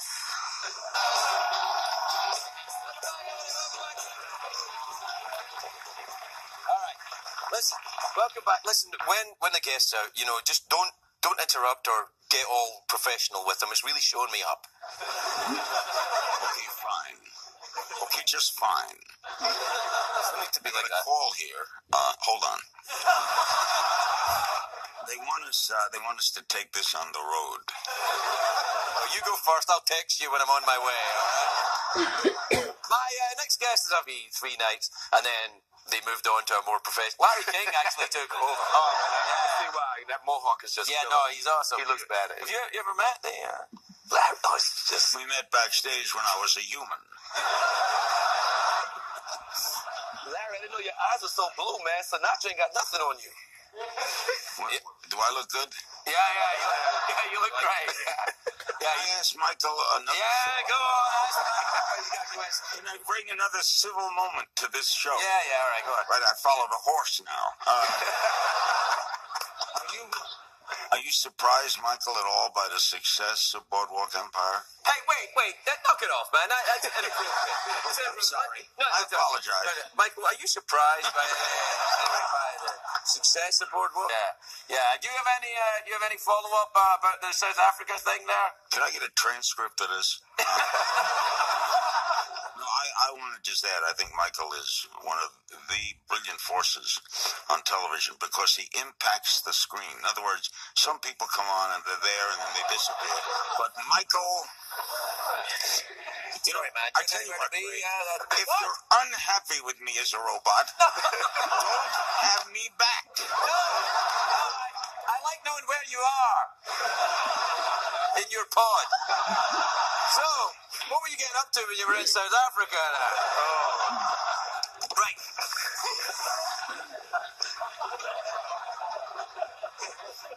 You are not watching PBS.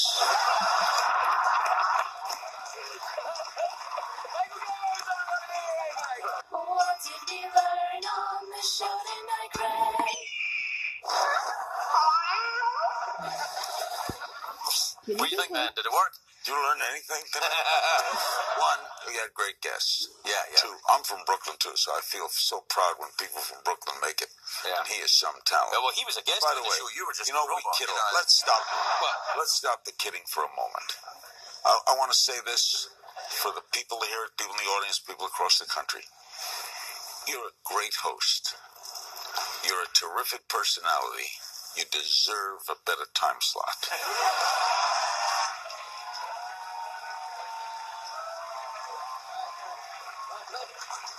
Are you trying to destroy me, man? I want to bring you into more homes. Well, I don't want to be in more homes, man. You like this? No. See, the thing is about, what we do here is we're tucked away quietly. They don't know what we're doing. We got a robot talking like Larry King. And they're like, they don't know we're here. And that's in other words, good. if I called up, let's say, CBS, New York. Right. And I said, "Can you give me some information on Craig Ferguson?" They'd be like, we have no idea who that is. Does he work here? Where does he work? Call HR. That's what they'd say. Are you trying to say Craig When Ferguson? Letterman goes off, they think The Late Show is a movie. Yeah. No, I think what happened is an infomercial with a British guy. That's what they think it is. That's what they think it is. It's like it's an infomercial. Well, they should know better. And I am. And by the way, I'm very happy to be a robot. If you ever want me back. You should come back and do it again. I really think we were onto something there. Right there when you were asking questions and it was amazing. It was like a real TV show. Anytime you want me to. I have more fun here than anywhere, and anytime you want me back. Well, I'd have you back. I'll fit it into my busy schedule. Yeah. How's it going anyway? Terrific. Yeah. Everything's You doing good. that? You doing that stand-up I'm doing show? comedy. I'm doing. I've been. You know where I've been? Where? I've been to Kazakhstan. I've been to. That's a big comedy town right there. They're like that. You do the Chuckle Hut there in Kazakhstan? You've been there? Yeah, the Chuckle Hut in Kazakhstan. You bet I have. Yeah, I opened for Drew Carey. How about Slovakia? You've been to Slovakia? No. I've been to Kosovo. Oh, I haven't been to Kosovo. Oh, that's a good. Have you been to Portugal? Yeah. Korea? No. Are we just going to do countries? Yes, no. Well, are we done? Are we off? Yeah, we're done. Well, thank your guests tonight. I'd like to thank my guests, Molly Shannon, Michael K. Williams, and Larry King as Jeff. We got to go, everybody. Night.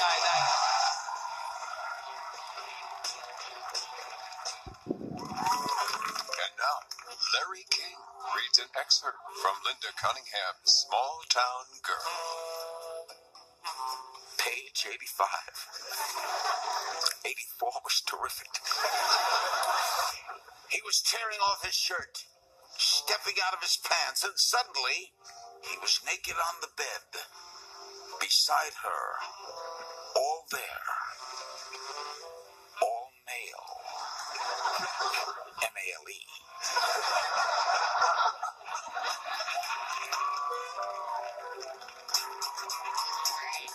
He's hosting An Evening with Larry King and Friends. That's a clue to who he is. It's supporting his cardiac foundation Saturday, May the 19th in Washington, D.C. Please welcome my friend Larry King, everybody. Larry King. All right, so I am going to shut my face down again and force some more food into me now that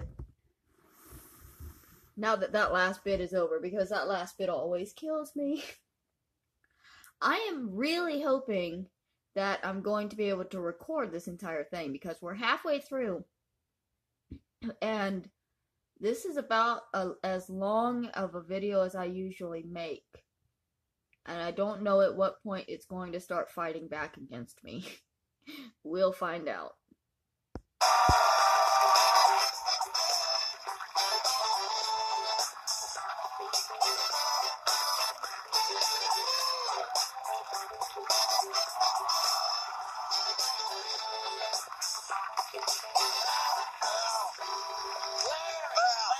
Larry, it's great to see you, buddy. May I make a statement? Yeah, sure, why not? Television has many shows. Television does have many shows. This is the sickest. I don't know. Have you seen that show? Is what's weirder than this show? Yeah, let's trace our minds. Weirder than Craig Ferguson. What? Did you ever do acid? No, honestly, man, you were around in the 60s. Yeah, it doesn't. If Bob Dylan's Jewish, I'm sure he did acid. Yeah, but Bob Dylan used to be Jewish. But you can opt out? I didn't know that. Yeah, you can. We allow anything. Yeah, no, come on. You never get involved in all that 60s counterculture thing? Did you never get into it? No, I was on the air through the 60s in Miami. I covered it all. It was easily the most exciting decade as a broadcaster. Really? Oh, the 60s. Well, there's a lot going on, I guess, yeah. I try and not pay attention to current events. I go back to my original. Were you in Miami when Castro got Cuba? I was on the radio that morning and announced that Fidel Castro has entered Havana. Wow. And Fulgencio Batista has sought exile in Spain with all his money. Do you remember all this? It's current events. No, that's not current now. I was on the air. Yeah. It's current then. Right, fair enough. Anyway, I was on the air and I announced that he'd come in, and I interviewed many of the first Cubans that came to live in Miami. Wow. But speaking of evil dictators, yes. Have you seen my clips with the dictator? No. Oh, hysterical stuff. Sacha Baron Cohen.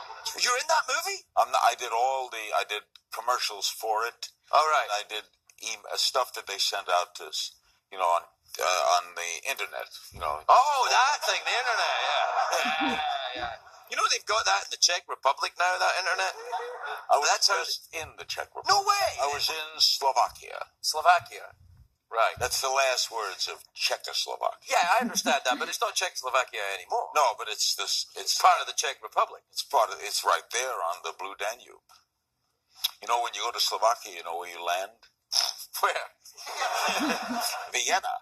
Oh, yeah, I've been to Vienna. I saw the most amazing porn in Vienna. In the hotels in Vienna. No, this is true.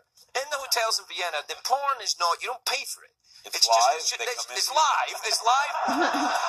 They come into your room. You can, yeah, you pay extra for that. No, you flip through the channels because what I always did when I went to a foreign country, this is true, is I'd find CNN and find you. That's what I would always do. That's when you get, it's a little kind of bridge to home. You get CNN, you find Larry, and then I take my pants off and use a moisturizer. But I'm so proud of my audience. No. But in Vienna, in the hotel I was in, you flick through the chat, and the porn was right there. Like hardcore porn. Like it would go, SpongeBob SquarePants, Larry King, porn. And what did you stay with? I went back to you. By the way, you just go, Man, I'm being judged. My Heart Foundation thing. Oh, yeah, the Heart Foundation. By the way, yeah. I wish you would have appeared at one. We had so many great people appear. Sarah Emmons, the great music country singers appearing. Well, you can't have me appear, Larry, unless you ask me. They've never asked you? Never asked me. Well, my wife is chairman of the board. Right. My son is president. Oh. Of the United States? See, that's a story right there, because there's that whole Hawaii-Kenya thing going on. You can stop that right now. You go, actually, that's my boy. You know what I like about you, Craig? The way you stay focused. You stay right on target. All right, tell me about the Heart Foundation. What we do as a heart foundation is we help people who can't afford it. Right. To get heart procedures of all kinds. We've been doing it since I had my heart attack, since 1987. Wow. And because I had heart surgery. It's a funny story. I had heart surgery. No, it doesn't sound funny, but it is funny. You want to hear the story? Quick? Sure, okay. Yeah. So I started this foundation, and my wife runs it beautifully, and my son. And so we do this event every year, and we have stars. And you can, if you go to LK... Yeah, is this a story? No. LarryKingCardiacFoundation.org. Right. It's next Saturday night, the 19th. Right. Here's the story. I had a heart attack. I need heart surgery. Right. I go to New York because I was very pessimistic, and I had the heart attack in Washington, but I want to die in New York. Fair enough. So I grew up in New York. I'm not going to live. So I'm going to New York Hospital, beautiful hospital. I'm there. I walk in. I'm scared to death. Of course. Heart surgery, right? Yes. Now, next day, I meet my surgeon. You don't meet your surgeon until you're having the heart surgery. Right. He walks in. He's got a 10-gallon hat. Cowboy boots, and across the room he goes, "You're gonna do right fine. You're gonna do right fine. I looked at the film, and we're gonna do a quintuple bypass on you, 5 veins on you. Whoa! You know, I discovered then that all heart surgeons Are from Texas? Jewish or from Texas. Really? Is that true? There is no heart surgeon from North Dakota. They don't exist. Anyway, Sure, we'll hear from one. he comes over. This is the truth, right? And they do things all doctors do, right? Why do they do this? They learn that. Do that one? Did you do that one? No, the 2 fingers. You got to pay extra for that. That's like in Vienna at the hotel, yeah.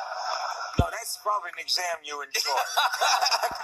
Goes like this. I swear to God. I look down. He has no right thumb. What? Yeah. He's a surgeon. Aha! You gotta have a thumb. He's Dr. Wayne Isom, who performed surgery on David Letterman? Regis Philbin. Heard of him? A lot of famous Walter Cronkite. Does he only do famous heart surgery? It's like, well, no, let me see. I gotta talk to your agent. What did you make last year? I look down, and you see a man with, what do you say? When you see a man with no thumb? Yeah, and he's going to do your surgery. Yeah. Here's what I said. What? This is semi-brilliant. I said, you know, Doc, ever since I grew up, I can't explain this. When I meet somebody new, for some reason, I count their fingers. And with you, I get the 9. And what happened was they had an accident when he was a kid, and his mother was doing the leaves, whatever they do. You know, Do the leaves? Yeah. with the finger. Leaves. And chopped off. Did you ever do the leaves in the 60s there, Larry? You know, I'm just doing the leaves. I doing the leaves. Oh, yeah.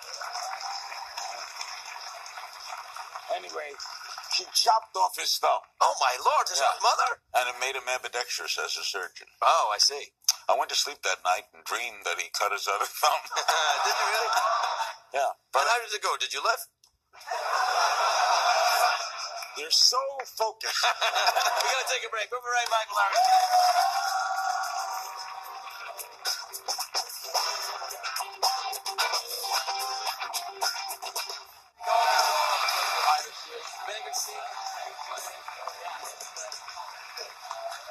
You're going to keep the intimacy? What's that?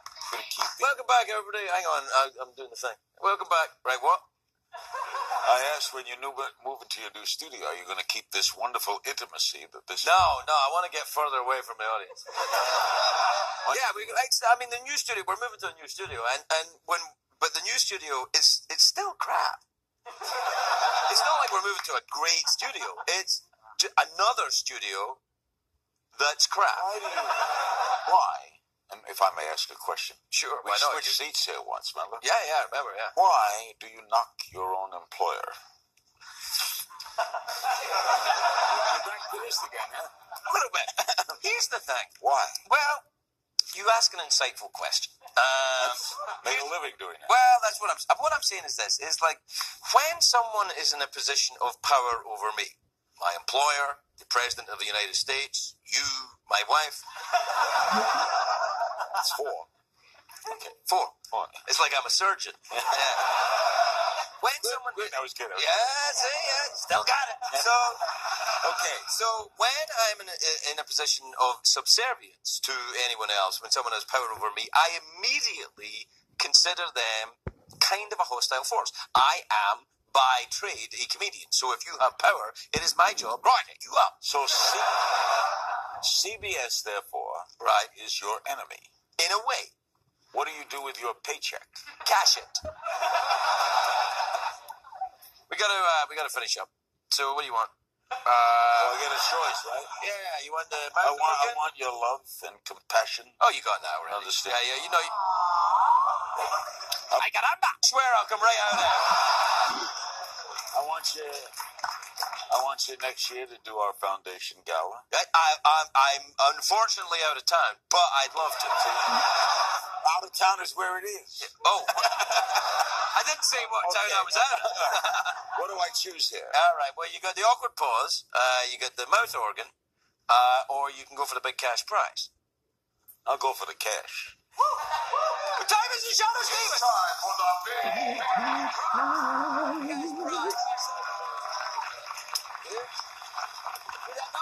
No, don't touch it. Don't touch it until you're $50. Pause for a second to let y'all know. I had to take my medicine with my food, and so if I get a little drowsy, it'll pass. It's my medicine used to put me to sleep. Now it just kind of zonks me for a couple of minutes, and then I override it. Cash prizes are hurting you. Yeah. $50 in quarters. So you put this in the cup holder in your car. Meters. Exactly. Or peep shows. Well, you'd have to go back in time about 50 years, but peep shows. Or go to Czechoslovakia. Oh, really? Vienna. Oh, really? Vienna. Vienna?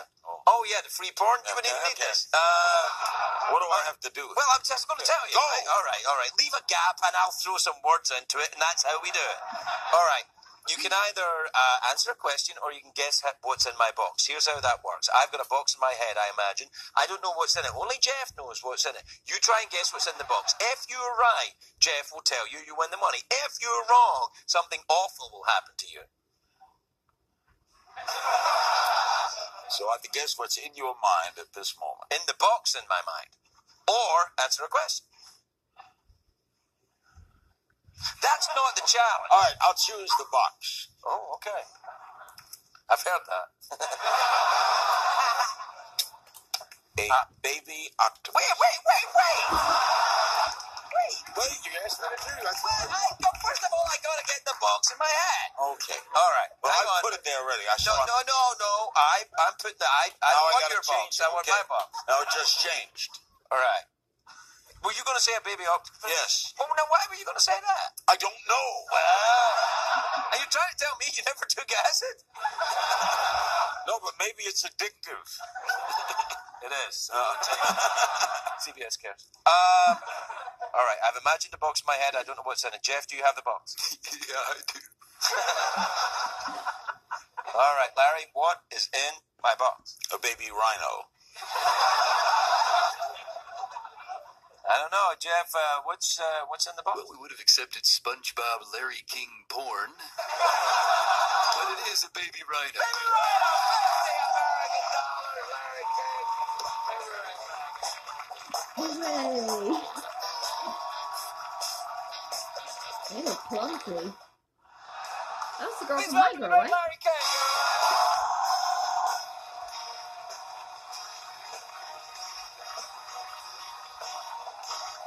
Both of those movies were great.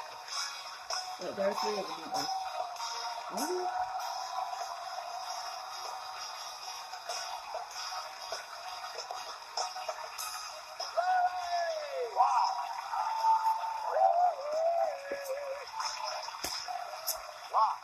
Yeah. Well, what do you think, Larry? New studio, what do you think? Do you like it? I am very impressed. Do you really? This is it's spacious. I love the wooden colors. Wooden colors? I love the fake fireplace. It's not a fake. That's a real picture of a real fire. The last time I was on this show, I had to guess what was hidden in your box. Yes. And I guessed a baby rhino. You put it on the wall. That's not a baby rhino, and it's not a rhino. I don't want people to get upset. I said no, it's not a real rhino. It's not. We didn't hurt a What rhino. is it? It's made of kittens. You know, I want to tell you something. What? Ferg. What? You can make it a beautiful studio and a beautiful set and a wonderful surrounding. Are you going to break into a song? Because it sounds No. like you're going to break into a song. You know, let me tell you something. It goes a little something like this. This is still Okay. the sickest show on television. Oh, yes. Yeah, I like This the is-